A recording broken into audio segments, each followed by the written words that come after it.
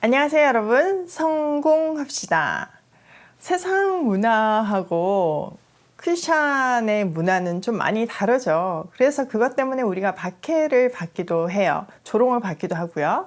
그런 일들이 1세기에도 있었거든요. 그런 박해에 직면한 1세기 크리스찬들에게 대응 방법에 대해서 권면해 주고 있는데, 오늘도 베드로 사도의 근면을 통해서 우리도 어떻게 살아야 되는지에 대한 아이디어를 얻으면 좋겠어요. 자, 1절. 그리스도께서 이미 육체의 고난을 받으셨으니 너희도 같은 마음으로 갑옷을 삼으라. 이는 육체의 고난을 받는 자는 죄를 그쳤음이라. 그 후로는 다시 사람의 정욕을 따르지 않고 하나님의 뜻을 따라 육체의 남은 때를 살게 하려 함이라.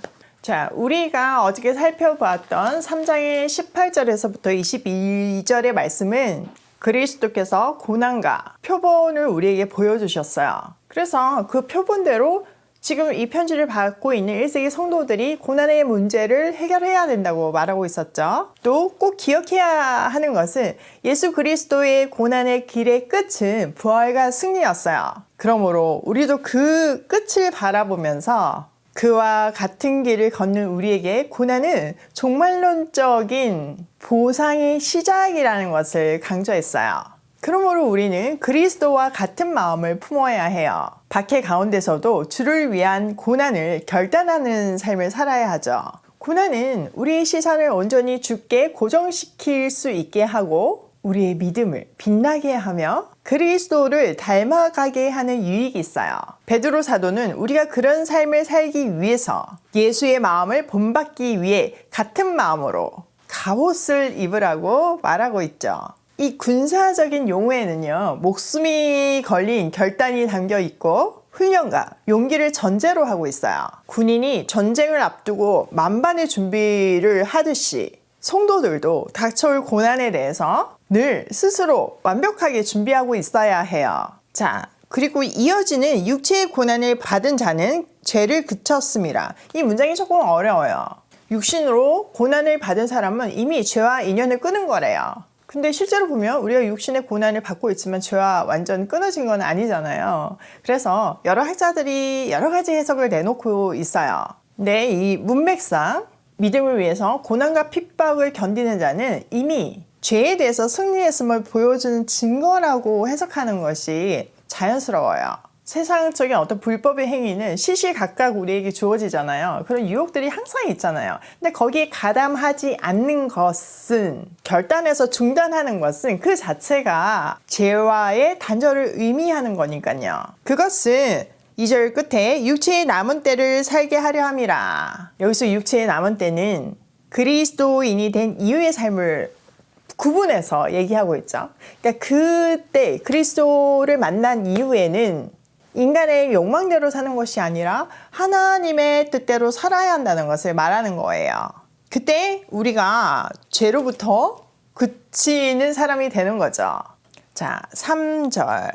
너희가 음란과 정욕과 술 취함과 방탕과 향락과 무법한 우상 숭배를 하여 이방인의 뜻을 따라 행한 것은 지나간 때로 족하도다. 그리스도인이 된 이후에는 하나님의 뜻대로 살아야 해요. 이미 믿지 않을 때 과거에 그게 죄인지도 모르고 이방인처럼 살았죠. 우리는 여기서 이방인이라는 것은 어떤 민족적인 혈통 이런 것을 얘기하는 것이 아니고 하나님과 상관없는 삶을 사는 모든 사람들을 얘기해요.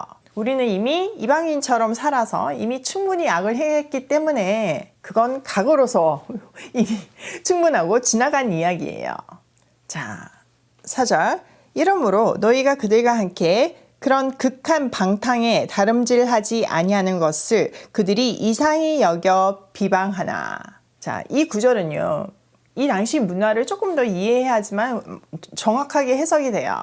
자, 1세기는 로마가 세상을 거의 지배했고 로마 문화는 굉장히 방탕하죠. 근데 그 로마 문화를 즐기지 않는 그리스도인들의 삶은 그 보통 사람들의 눈에는 아주 이상했어요. 즐거움이 하나도 없는 무미건조한 인생처럼 보였거든요. 자, 로마 문화는 어떤 것들이 있나요? 우리가 역사책이나 뭐 영화 같은 것에서 본 것들을 떠올려 보면 전차 경주, 잔인한 검투사들의 어떤 피비린내 나는 경기, 성적으로 너무나 문란한 공연들이 있어요. 그리고 우상 숭배뿐만 아니라 황제 숭배에 관한 여러 가지 행사들이 있었죠. 이런 것들을 거부하는 그리스도인들이 그들 눈에는 로마의 반역자로 보였을 거예요. 특히 황제 숭배에 관한 행사를 거부하는 것은 반역자로 오해할 수 있는 소지가 있죠. 그 당시 사람들은요, 그것이 시민의 의무라고 생각했어요. 또 쾌락 문화에 대해서 거부하는 것 자체를 그 당시 사람들은 기독교에 대한 부정적인 반감을 가지게 했고요. 자기와 다른 사람들을 좀 핍박하는 경향이 모든 사람에게 있잖아요. 그러니까 그런 것으로 인해서 핍박이 시작되었어요. 또 이들 중에는 하나님을 만나지 않았을 때 그 전에는 그런 문화가 하나도 이상하게 여겨지지 않았고 그 문화에 동참했던 사람들이 분명히 있었어요. 그런데 갑자기 하나님을 만나고 나서 전혀 안 하고 중단하니까 같이 놀았던 사람들 눈에는 너무 이상하지 않겠어요? 이 사람이 미쳤나 이런 생각도 했을 거예요. 이상하게 종교에 빠지더니 사람이 변했다. 이런 거, 이런 적대감 지금도 사실 있잖아요. 그러니까 그리스도인들의 회심에 의해서 만들어진 급격한 삶의 가치와 생활 패턴의 변화는요, 또 라이프 스타일의 변화는요, 주변 사람들의 눈총, 따돌림, 사회적인 고립, 조롱 이런 거를 받게 충분했어요. 그들은 이것을 견뎌내야 했죠. 사실 이런 일들은 지금도 비일비재하죠. 또 우리나라의 술 문화, 회사 문화에서 핍박받는 경우들이 많아요. 그것뿐만 아니라 가정에서도 제사만 떠올려 봐도요. 제사를 지내지 않는 것이 뭔가 자녀로서, 자손으로서 불효하는 것 같이 몰아가잖아요. 제사만 거부해도 엄청난 핍박을 받는데 당시에 황제 숭배를 거부하는 것은 이건 목숨을 건 핍박을 감당을 해야 하는 결단이었어요. 쉬운 말이 아니었죠. 분명한 그리스도에 대한 확신이 없으면 절대 할 수 없는 일이었어요. 자, 5절. 그들이 산자와 죽은 자를 심판하기로 예비하신 이에게 사실대로 고하리라. 그러나 베드로 사도는 이 박해가 영원히 계속되지 않을 것이라는 것을 말하고 있어요. 그래서 우리는 심판주이신 그리스도 앞에서 죄다 알려야 된대요. 우리가 3장에서는 어떻게 했어요? 그러니까 우리를 핍박하는 사람들이 왜 너는 좀 달라? 이렇게 물을 때 그리스도에 대해서 우리가 가지고 있는 부활 소망에 대해서 설명할 수 있도록 답을 준비하라고 했잖아요. 그러니까 사람들에 대해서는 그렇게 하지만 우리의 그 속마음은 하나님께는 낱낱이 다 고해야 한다는 것을 말하고 있는 거죠. 모든 사람은 심판주 앞에 설 날이 있어요. 이것은 믿는 사람이든 안 믿는 사람이든 동일해요. 그 마지막 심판의 날이 있는 것이 우리가 고난과 핍박을 견딜 수 있는 힘이고 큰 위로가 되죠. 자, 6절. 이를 위하여 죽은 자들에게도 복음이 전파되었으니 이는 육체로는 사람으로 심판을 받으나 영으로는 하나님을 따라 살게 하려 함이라. 자, 이것도 굉장히 어려운 구절이에요. 죽은 사람에게도 복음이 전해진다는 것은 엄청난 논란을 많이 일으켰어요. 그런데 한번 생각해 보세요. 성경 그 어디에서도 죽음 후에 회개와 구원이 일어날 가능성에 대해서는 말하고 있지 않아요. 만약에 죽음 후에도 그 구원의 기회가 있는다면 베드로 사도가 지금 1세기 성도들에게 이렇게까지 핍박을 견디라고 말하지 않을 거예요. 만약 그런 기회가 있으면 지금 너무 힘드니까 지금 살짝 좀 타협하다가 나중에 그때 회개해라 이렇게 하지 않겠어요? 그런 기회가 없는 것이 분명하니까 베드로 사도는 계속 견디라고 얘기하는 거예요. 그러므로 이 구절에서 죽은 사람을 죽은 그리스도인이라고 보는 것이 맞아요. 지금 베드로의 어떤 이 글에서도 그렇고 또 바울의 글에서도 그렇고 재림이 금방 올 거라고 생각을 했던 것 같아요. 그냥 많은 사람들이 이제 재림이 금방 올 거니까 이제 견디고 있는데 열렬히 재림을 기다리다가 재림을 보지 못하고 죽는 사람들이 생겼어요. 그때 그들이 질문이 생기는 거죠. 그럼 그 사람들은 어떻게 되나? 구원을 받을 수 있나? 그런 질문을 가진 사람들에 대한 답이 바로 이 6절이에요. 모든 사람은 원죄 가운데서 태어나죠. 그래서 죄의 결과로 죽음을 맞이할 수밖에 없어요. 안 죽는 사람은 이 세상에 단 한 사람도 없어요. 이것이 죄에 대한 결과이고 죄에 대한 심판이에요.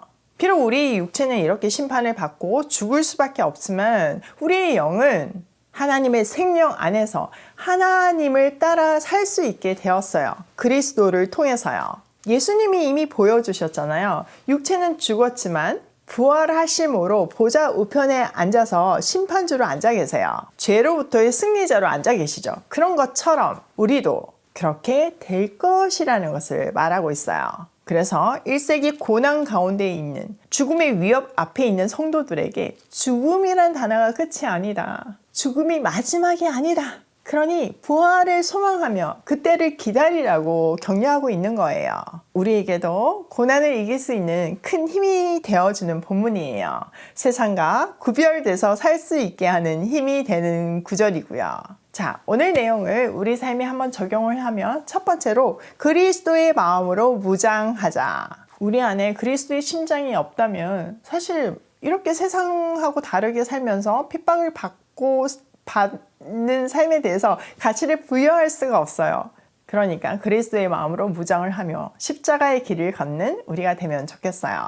두 번째, 세상과 단절된 삶은 이미 죄와 인연을 끊은 것이다. 우리가 매 순간 세상의 악한 문화와 단절을 결정하고 그 결단한 행동을 할 때 그 순간 계속 죄와 인연을 끊는 것이에요. 이것은 우리가 죽는 그날까지 계속 되겠죠.